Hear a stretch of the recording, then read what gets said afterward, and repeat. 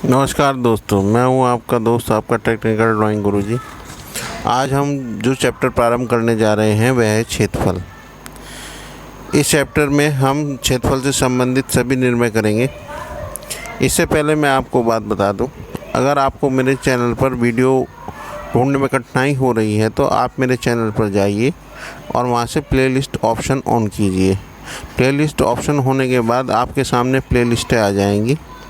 वहीं पर आप प्लेलिस्ट के अनुसार अपनी जिज्ञासा के अनुसार सवाल का हल ढूंढ सकते हैं।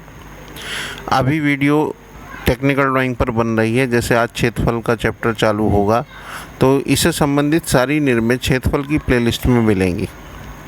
अब क्षेत्रफल का चैप्टर प्रारंभ करने से पहले इसके बारे में कुछ विशेष बातें जानना ज़रूरी है। सबसे पहले हम जानेंगे कि क्षेत्रफल क्या होता है और क्षेत्रफल किन किन स्थितियों में बराबर रहता है। क्षेत्रफल की माप क्या है, क्षेत्रफल को हम नापते कैसे हैं, क्षेत्रफल के बारे में इनिशियली जानकारी इस चैप्टर को प्रारंभ करने से पहले ज़रूरी है। तो आइए चलिए स्टार्ट करते हैं। वीडियो की शुरुआत करने से पहले मेरी आपसे विनती है, प्लीज़ अगर आपको मेरी यह वीडियो पसंद आए तो प्लीज़ उसे लाइक, मेरे चैनल को सब्सक्राइब और इस वीडियो को शेयर ज़रूर कर दें और साथ ही बेल आइकॉन को भी प्रेस कर दें, जिससे मेरी आगे आने वाली नई वीडियो की नोटिफिकेशन आपको अपलोड होते ही मिल जाए। धन्यवाद। आइए स्टार्ट करते हैं। किसी पृष्ठ की माप को उसका क्षेत्रफल कहते हैं। यह माप वर्ग इकाई में होती है। देखिए आपके सामने एक वर्ग है। ये 1 सेंटीमीटर चौड़ा और 1 सेंटीमीटर ऊंचा है, यानी कि 1 सेंटीमीटर बाय 1 सेंटीमीटर, यानी कि ये पूरे अपने आप में 1 वर्ग सेंटीमीटर है। इसी को ही वर्ग इकाई कहते हैं।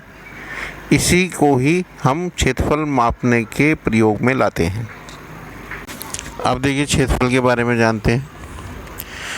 पहला पॉइंट है, इसमें फार्मूला लिखा हुआ है, क्षेत्रफल बराबर लंबाई गुणा चौड़ाई।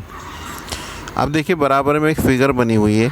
इसमें 1 बाई 1 वर्ग सेंटीमीटर का एक वर्ग बना हुआ है और इसमें 6 वर्ग बने हुए हैं, 2 ऊपर और 3 आधार, मतलब 3 पहली लाइन में और 3 ऊपर वाली लाइन में, यानी कि इसमें माप भी दर्शाई गई है। 1 बाई 1 वर्ग सेंटीमीटर का एक वर्ग है। अब देखिए बराबर में कि क्षेत्रफल बराबर 2 गुणा 3, यानी कि 2 इसकी लंबाई है और 2 इसकी चौड़ाई है। इस आधार पर हम कह सकते हैं कि इस आयत का जो क्षेत्रफल है वो 6 वर्ग सेंटीमीटर है। इसमें आपको एक एक वर्ग सेंटीमीटर के 6 वर्ग दिखाई भी दे रहे होंगे। अब दूसरे पॉइंट पे चलते हैं कि त्रिभुज का क्षेत्रफल बराबर आधार गुणा हाफ ऊंचाई, यानी कि त्रिभुज का जो क्षेत्रफल है उसका जो आधार है उसकी ऊंचाई उसकी हाफ होती है। अब इसमें बराबर में जो फिगर दिखाई दी है आपको, उस फिगर में देखिए पूरा आयत है और एक त्रिभुज बना हुआ है। अब त्रिभुज का क्षेत्रफल है बराबर आयत के ए क्यू बी पी प्लस आयत ए पी सी डी बराबर हाफ आयत क्यू बी सी डी। अब देखिए इसे एनिमेशन से समझते हैं। अब देखिए आयत का त्रिभुज हाफ हो गया।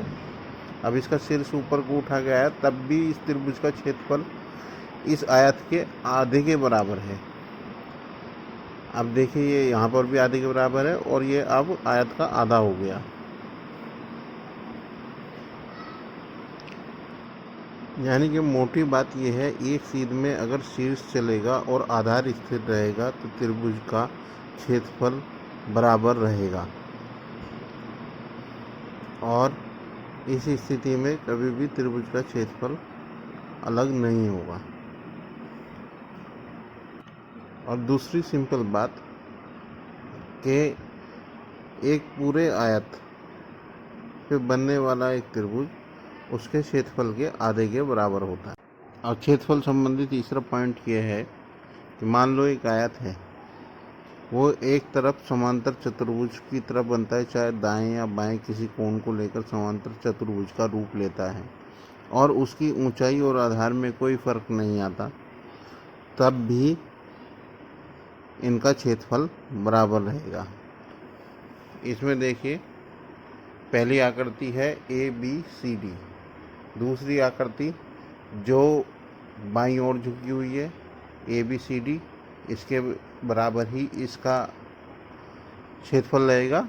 और दूसरी है, तीसरी आकृति जो है ABCD, इसके बराबर भी इसका क्षेत्रफल रहेगा। यानी कि अगर एक तरफ को झुक जाए तो उन स्थितियों में भी क्षेत्रफल बराबर रहता है। वही है, चौथी बात को हम पहले ही डिस्कस कर चुके हैं। मान लो एक त्रिभुज है, अगर उसका आधार स्थिर रहता है, उसका शीर्ष केवल उसी सिरे पर हिलाया जाता है। इसमें देखिए, पहला त्रिभुज है और इसमें दूसरा त्रिभुज है, दोनों का अगर शीर्ष इधर उधर किया जाता है, उस स्थिति में भी त्रिभुज का क्षेत्रफल बराबर रहेगा।